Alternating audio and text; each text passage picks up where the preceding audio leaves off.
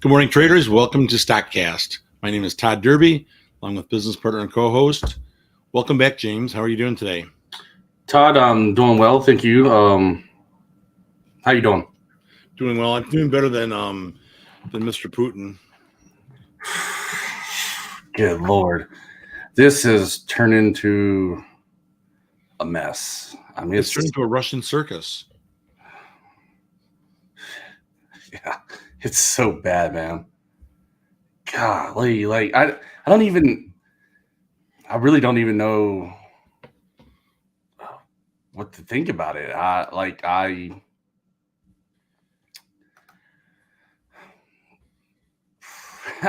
said, I don't know what to think about it. Like, I expected Putin to be more calculated with this whole approach, and Jesus, like he's set back his entire nation 20, 30 years.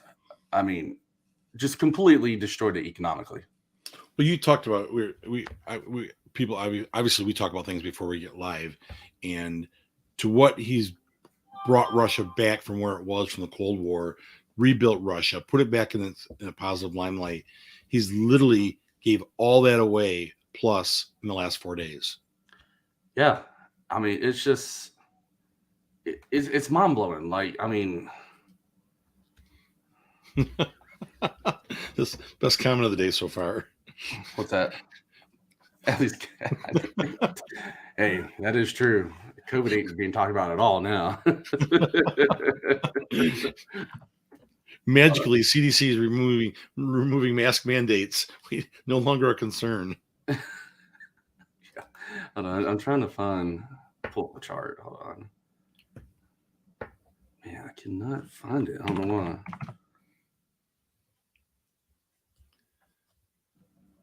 I'm trying to find the Russian ruble on TradingView, but I can't find it through all the other crap that Russia has.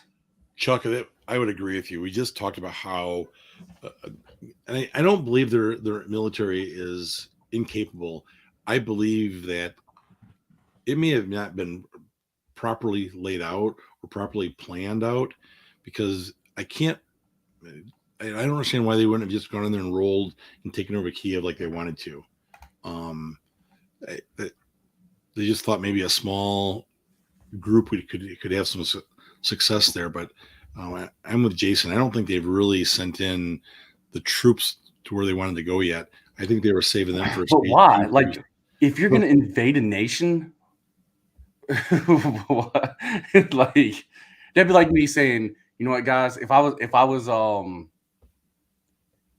let's just say I was a high school football coach, and we got a regional team that we're going to play this coming Friday.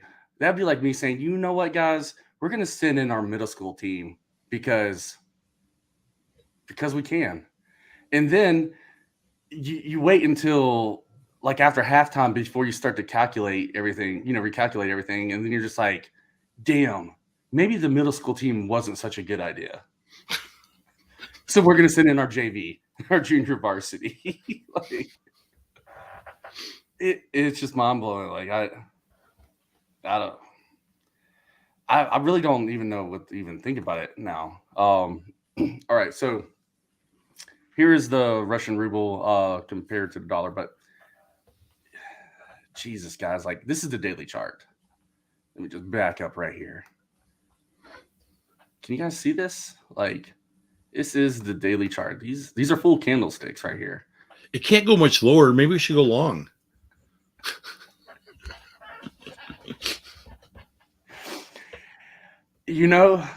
If I was just looking at a chart normally, actually, this would not be the first.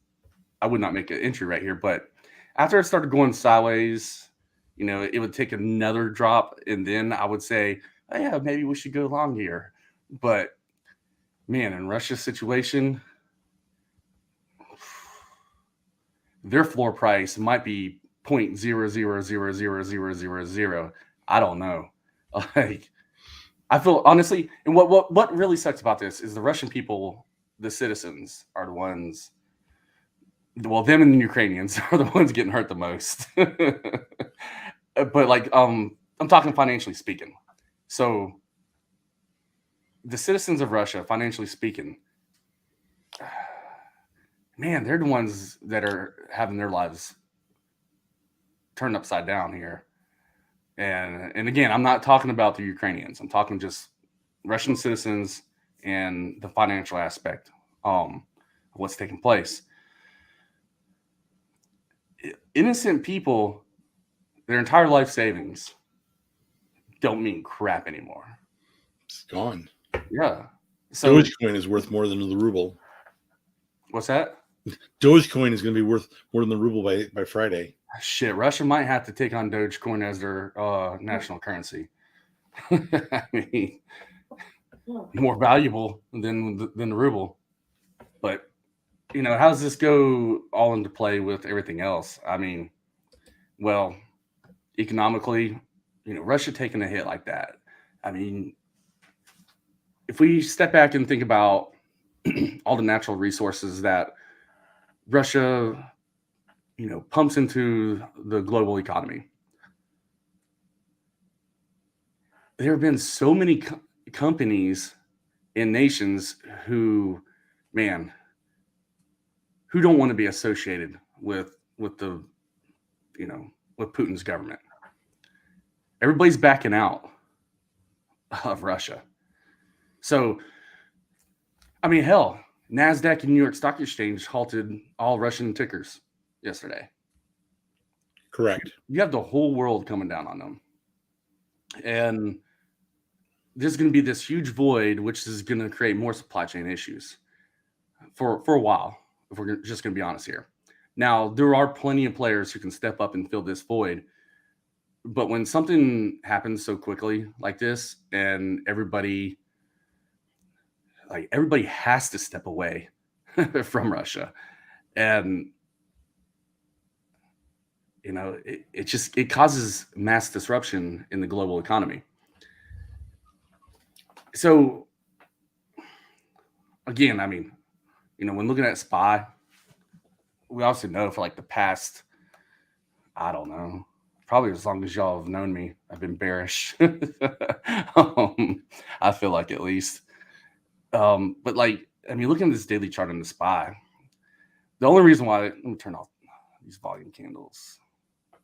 The only reason why this is even pushing back up is because that's the wrong one. Hold on. Let's see. The only reason why this is pushing back up is because the Federal Reserve is, I mean, while Russia has their own idiots, we have ours as well. And I don't know who's trying to win the race to the bottom, but we have our own idiots in the Federal Reserve who's trying to save the market, pump it back up, because they know they're going to shit all over the market this month, aka Jerome Powell. So here we are with the SPY. I mean, we can see this fake little BS bullish, whatever you want to call this now, because technical analysis don't matter for the most part, especially when the Fed comes into play. But we're coming up to some very strong resistance right here, and then obviously, as Russia starts to turn south more, we're now in March. Today's March 1st, and can you believe that, Todd? Like, it's crazy. We've been doing this show for a year now. Yep. We've been doing the show for a year now to catch all those small cap runners, pre-market, and we've caught two. Caught two because they haven't came out when we thought. Was March 1st our first time last year? It was somewhere around the beginning of March. Right. Yeah. So looking at SPY, I mean, this is just all fluff, guys. I mean, we know this. And for the ones who benefited from it, man, I'm super happy for you. And I'm not like looking at this from a negative perspective in terms of like I'm losing. I'm actually only writing this down with two put contracts at the current moment. And the reason why I decided to do that was, well, for this reason right here. I didn't want to get in heavy, especially with how, like, if we look back at January and how I told you guys and how some of the TTBB members they witnessed it firsthand. Seeing me, but also they experienced it. Towards the end of January, man, I got smoked because of the manipulation in the market, and we still have that. We still have it. So Jerome Powell and his little buddies have managed to hold this up at the taxpayer's expense. And it's time. I mean, here we are in March. And remember how I said that there's going to be a day that the Federal Reserve is not going to be there to save the market? There's going to be days this month that when we wake up and they decided to raise those interest rates, they ain't going to be there. And I'm sure there's going to be a lot of people that after they raise the interest rates, they're going to seem to think that, well, they're going to come in and save the market. Logically, I'd like to say, no, they wouldn't, because that wouldn't make sense. And I was actually just going to say this, Todd. Logically, I'd like to say, no, they wouldn't come in and save the market because they just raised the interest rates. But, that just makes too much logical sense. I don't know if they're capable of that. But a logical person, if they were going to hold this market up and then raise the interest rates, they would not be trying to buy the market up after they raise interest rates. So technically speaking, this month should just be brutally red overall, and we'll just really have to take it from there. So Todd, I know we kind of, well, not we, I kind of had to talk about a lot of stuff to kind of explain it and rambled on, but let's run through the comments. Other than that, guys, we were looking at Premarket. We have all our scanners up, trying to catch news and whatnot, and there's not anything good. I think one of the concerns we have for today is that it's a concern, and I find a little bit of humor in it. Today is the president's State of the Union address, and Putin's stealing the headlines with this war. So I don't think that the president wanted to go into the State of the Union address having to address what's going on in Europe, where I think he really wanted to talk about the economy and promote a positive agenda and prepare them for the midterm elections coming down the road later this year. So I think that's it's kind of humorous that Putin is stealing the headlines from Biden. Yeah. Let's see. Hold on a second.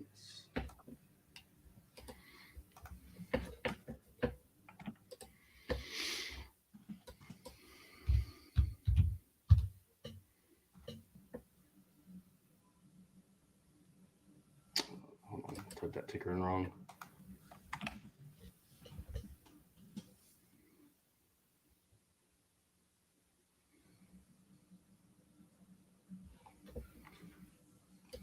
Okay, so Joel, I just looked up that news really quick. Joel had a question. What's the scoop on this CABA news? From what I'm seeing right here, it's just a fast track designation. I mean, those things really don't mean too much. I wouldn't get my hopes up on it. A lot of times in the bio world, when people get those fast track designations, it's almost kind of like it's a 50-50 shot on if they're going to pump or not. And almost a 100% chance that they're going to get the shit shorted out of them. Just because really a fast track designation, it's weak news. I mean, well, it's actually not even really news. It's good news. It's good news for the company to be on track. It's also good news that it will bring maybe some new investor money into it. So this morning it hit a high of 263. Right now it's only up 5 cents for the day. So they bring some investor money in. Some people sell, but FDA approval is ultimately what they're looking for. So I'm just looking at the pre-market. What time did that news go off at? 8 a.m. So there probably was something, a conference call Well, the press release was out at 8 o'clock, and it went from a low of 219 to 263. And the next, it was right back down in the 230s, 220s. Yeah, I don't know. There's not really any volume here though. That was another thing. They only traded 36,000 shares in that first 15 minutes of that news, so there's just not a lot of volume. Yeah, so I mean that right there, like, if we're just gonna be like honest about it, people are not interested in this ticker at the moment. Now, Right. the big thing to look out for is digging in deep to that catalyst right there. And a lot of times there's catalysts like just by default, like if I come across that, let's just say I came across CABA for the first time right now. And then I came across it solely off of that news. What I do immediately is just kind of in my mind expect that a catalyst would probably come around 180 days from now, so 6 months. And that's just default and really just has no bearing on it. But the reason why I do that is just to kind of, draw out a timeline immediately in my mind. And then I look at the chart to see what it could potentially look like in 6 months. Right. Now, looking at this one right here, I mean, we have this massive gap down. And then that, we know that some bears have, well, you know what? With only 36,000 shares, actually, this probably ain't really shorted. And I haven't even looked into the times of sales or anything. Really, probably just people taking their profits. So, by giving myself that potential 6 month time frame for a catalyst to kind of visualize in my mind mentally where this potentially could be, I then have to kind of really start to test my tolerance for how much am I willing to lose here. I mean, we're still sitting at 216. We have a ton of bag holders in here. So whenever we wait a first pop here, like a true pop here, as it starts moving sideways, and we do have earnings coming up right here, but for small caps, like earnings really don't do that much unless if there's like some significant Easter egg that they wrap up in it. And it's a surprise to everybody.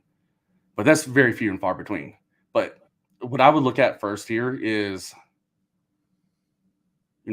what's the potential within 6 months for that first pop? Well, we have this first range right here around 328. Second range right here around, just going to kind of eyeball it, around 465. And as this 86 EMA on the daily chart comes down here, it will eventually touch that 465 range. And if we, again, start to move out like 6 months from now, we get to the end of April right here with my crosshairs. And I'm not saying it's going to pop off then. I don't know when it's going to pop off. But by the time this thing does pop off, that strong resistance will be up around that 465 range, if and when it happens. So this is really just one of those plays that if you really like the company and what they're doing, like you really have to do a lot of research before deciding to make a move here. There is a huge gap to fill, but I think it's going to be a long while before we fill that gap. So that's just what I see for ticker CABA. You're about 8.5 minutes to the start of the market here. All right. Let's see.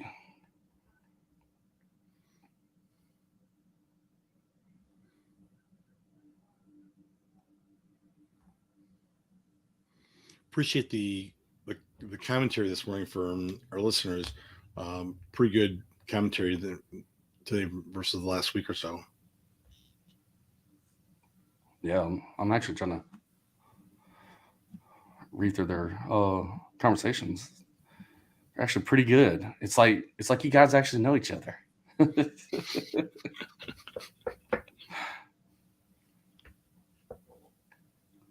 see. So guys, like whenever we start up the show, especially when that countdown's going on, or even when the show's actually up and before we actually start up the countdown, you guys can come into the comment section on YouTube and and drop your tickers. But don't just drop a ticker. Like drop some substance with it. So we kind of Or a question like, Yeah. are you in it? Are you thinking about getting in it? Are you trying to get out of it? Give us some direction so we can help review it.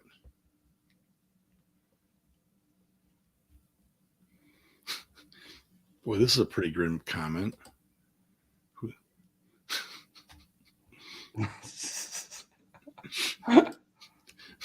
Who is that person? All right. Well, I'm not really seeing anything else, but all I know is if you're looking to invest into any kind of forex, the Russian ruble is not the one. And I can tell you right now, guys, I don't even trade forex, but I can tell you right now, I'm not proclaiming that I'm a genius by any means at all, but I'm just saying that the Russian ruble is probably not the one. Not yet. We're going to let it consolidate under 0.0009 for a little bit before we get excited. The Russian ruble is going to end up being like the Iraqi dinar, where literally like a lot of U.S. soldiers and contractors and government people, they were buying up the dinar back in the day because literally, I mean, it was just so freaking cheap in hopes that they would actually, their market economy, whatever, would rebound and they would have a lot of money. And well, they have souvenirs. So just keep that in mind, guys. Yeah, Knox, I agree with you. The ruble is not done dropping. I believe it's only the start. So, all right, guys, I appreciate y'all tuning in today. Todd, do you have anything else? Nope, we're about 5 minutes away from the market. The president does speak tonight, which is going to add another element of mystery to the market today. So I'm looking to trade, but I'm looking to trade small, start my March off on a positive note. Yeah, honestly, I'm not even going to trade today because the market is just it's too weird. I didn't trade yesterday either, so I'm just going to take it from there. I mean, I don't. If I would have traded yesterday, I'm pretty sure I would have took a loss of how choppy the spot was. I traded my trades live in the TTBB chat box so they could see the trades. I had 3 of them. They were small, but they're all shared live stream real time or before I got into them or out of them.